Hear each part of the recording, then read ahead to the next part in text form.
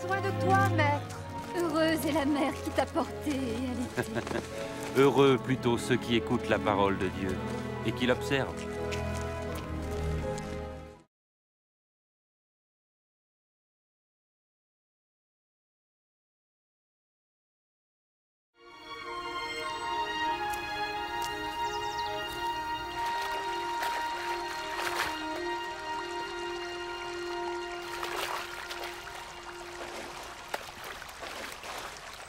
Apprends-nous à prier, comme Jean l'a appris à ses disciples. Quand vous priez, dites « Notre Père qui es aux cieux, que ton nom soit sanctifié, que ton règne vienne, que ta volonté soit faite sur la terre comme au ciel. Donne-nous chaque jour notre pain quotidien. Pardonne-nous nos offenses, comme nous pardonnons aussi à ceux qui nous ont offensés. Protège-nous contre la tentation et délivre-nous du mal. »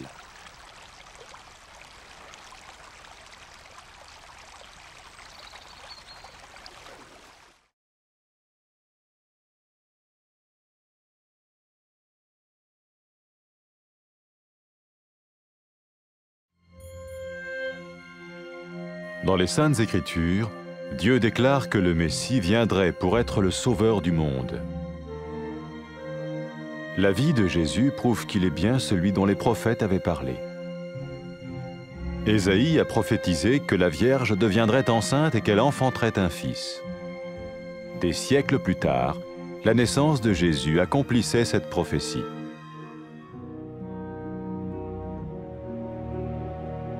Les Saintes Écritures déclaraient que le saint à naître serait appelé le Fils de Dieu.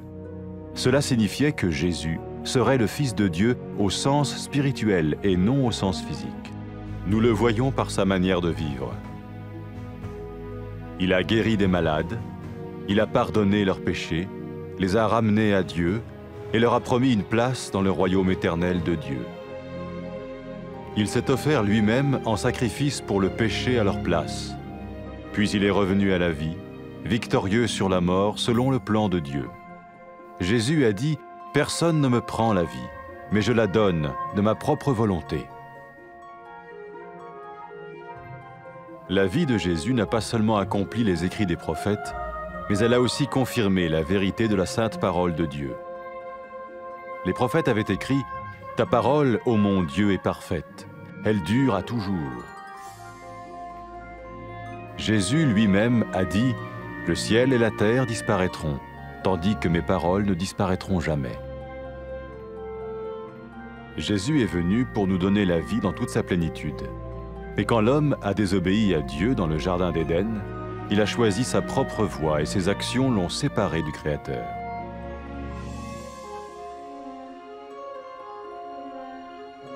Les Saintes Écritures déclarent que tous ont péché et que le salaire que paye le péché, c'est la mort. Il s'agit de la mort spirituelle, éternelle séparation d'avec Dieu. Mais tout comme Dieu a donné un bélier pour qu'il meure à la place du fils d'Abraham, ainsi il a envoyé Jésus, le Messie, mourir à notre place. Sa vie, sa mort et sa résurrection restaurent la relation entre Dieu et tous ceux qui mettent leur confiance en lui. Maintenant, non seulement Jésus pardonne les péchés de ceux qui le suivent, mais il les sauve aussi du jugement éternel de Dieu. Ils sont sûrs d'aller au paradis et de vivre avec lui pour toujours. C'est cette vie et cette liberté de la culpabilité et du pouvoir du péché que Jésus offre à chacun aujourd'hui. Cela ne veut pas dire suivre une religion, mais choisir d'avoir foi en Jésus qui dit « Je me tiens à la porte et je frappe. Si quelqu'un entend ma voix et ouvre la porte, j'entrerai chez lui. » Cela veut dire se tourner vers Dieu et croire que Jésus vient dans nos vies pardonner nos péchés et nous rendre tels qu'il veut que nous soyons. Il ne suffit pas d'approuver intellectuellement ce qu'il dit, ni de vivre une expérience émotionnelle. Nous le recevons par grâce, au moyen de la foi, par un acte de notre volonté. Lorsque quelqu'un est prêt à suivre Jésus le Messie, il peut lui parler par une simple prière. Peut-être êtes-vous prêt maintenant à ouvrir votre vie à Dieu. Si oui, vous pouvez vous joindre à la prière suivante, silencieusement.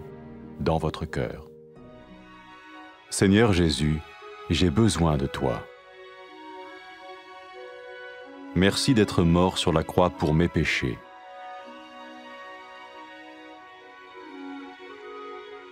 Je confesse mes péchés et je m'en repens.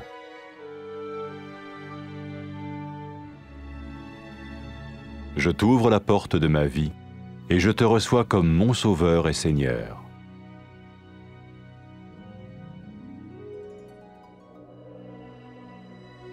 Merci de me pardonner mes péchés et de me donner la vie éternelle.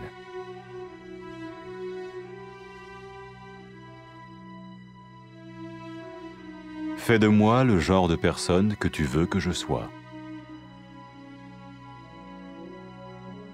Maintenant que je deviens l'un de ceux qui te suivent. Amen.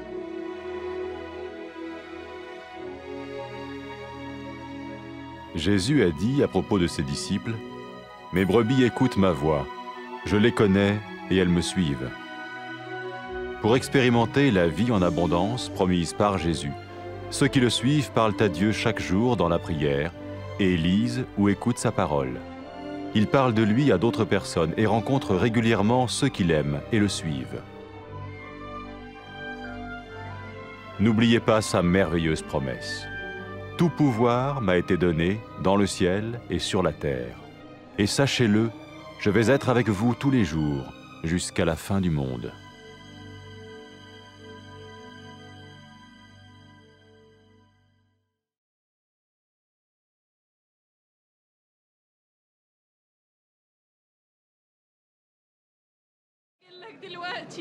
يا بخت الأم اللي جابتك واعتنت بيك. قولي يا بخت اللي بيسمعوا كلام الله وبيعملوا بيه.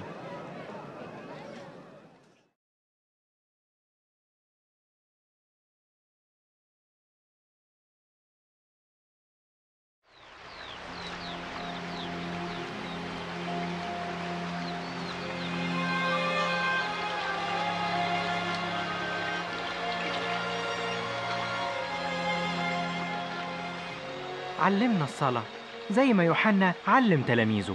لما تصلوا قولوا: أبانا الذي في السماوات، ليتقدس اسمك، ليأتي ملكوتك، لتكن مشيئتك كما في السماء كذلك على الأرض. خبزنا كفافنا أعطينا اليوم، واغفر لنا ذنوبنا كما نغفر نحن أيضا للمذنبين إلينا، ولا تدخلنا في تجربة لكن نجينا من الشرير.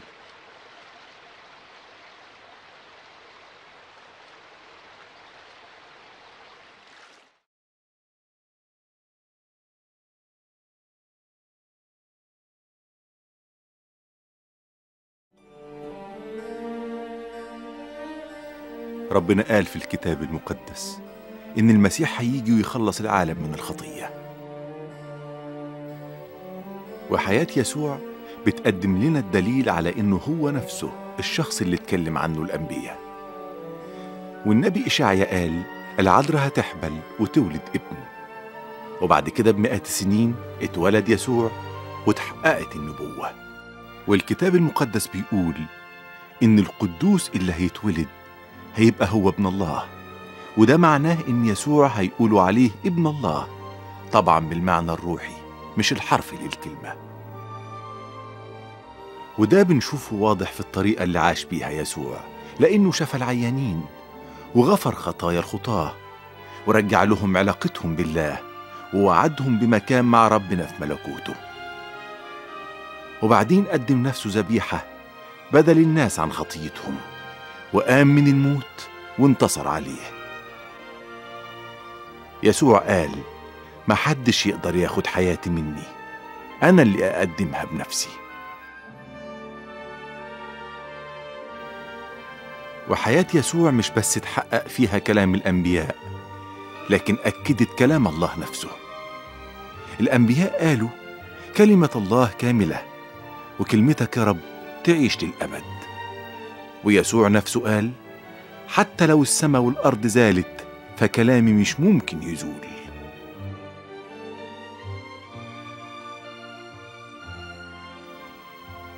وجه يسوع عشان يدينا حياة سعيدة غنية. بس لما الناس عصوا الله اختاروا إنهم يمشوا في طريقهم، وأعمالهم دي فصلتهم وبعدتهم عن الله اللي خلقهم. والكتاب المقدس بيقول الناس كلهم عملوا الخطية، وبيقول كمان أجرة الخطية موت، وده معناه موت روحي، يعني انفصال عن الله للأبد.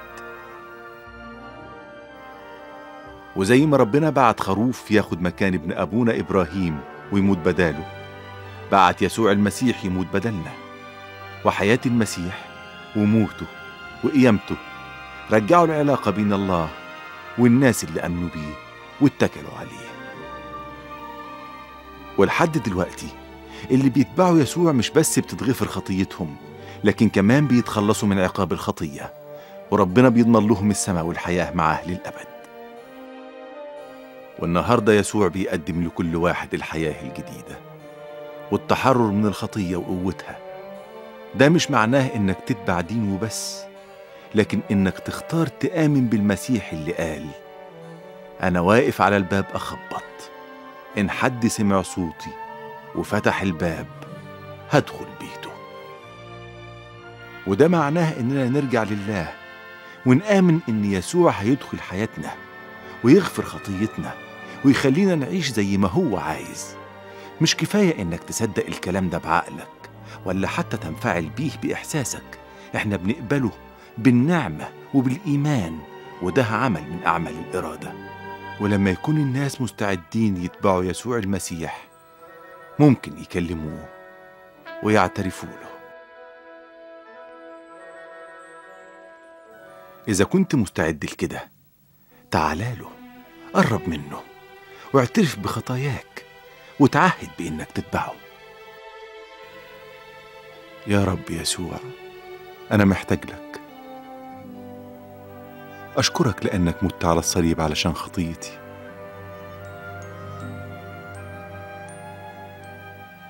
أنا بعترف وأتوب يا رب عن خطيتي.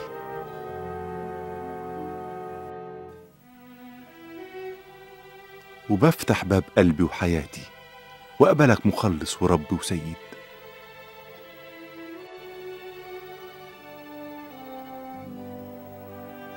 أشكرك لأنك غفرت خطيتي واديتني حياة أبدية.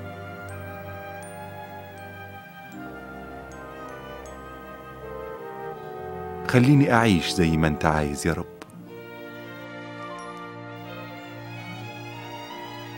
لأني هتبعك وامشي معاك. آمين.